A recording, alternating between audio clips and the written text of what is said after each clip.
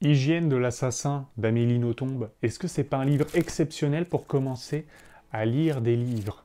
Eh ben si. Tu vas totalement être facilité par le vocabulaire, l'histoire est simple.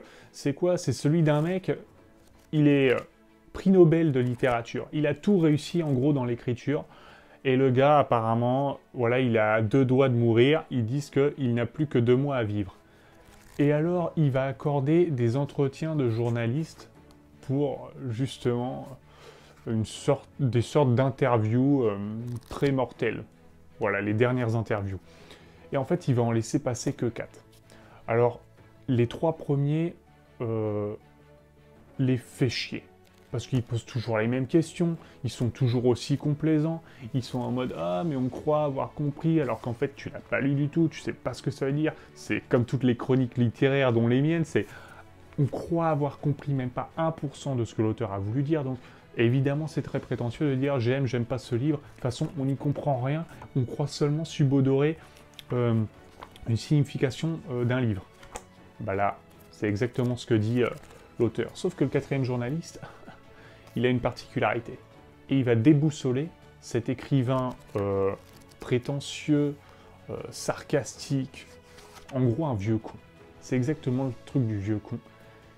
Et le journaliste, merde j'ai fait une faute, le journaliste va complètement le déboussoler et va même trouver son secret qui fait qu'on comprend pourquoi cet écrivain rabaisse tout, parce qu'il comprend très bien qu'il ne mérite pas le prestige qu'on lui accorde, tout simplement par une bonne raison, c'est qu'il confesse à travers ses livres, sous prétexte de fiction, une horreur qu'il a fait plus jeune.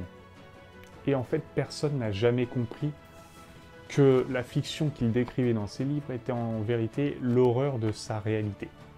Voilà pourquoi il conspue les journalistes. Et puis, bah, si t'as jamais trop lu Hygiène de l'assassin d'Amélie Nothomb, c'est quoi? C'est 200 pages. Alors, ça peut paraître long pour les débutants, mais vraiment, c'est exceptionnel. Il faut vraiment commencer par un truc contemporain comme ça. C'est assez simple et il y a un peu des discussions en mode soirée, tu vois, on refait la vie. Est-ce que je pourrais en trouver une? Je fais pause et je reviens. L'extrait en question.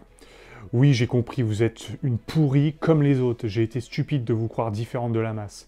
Il faut hélas croire que je le suis un rien, puisque seul de mon espèce, j'ai flairé la vérité.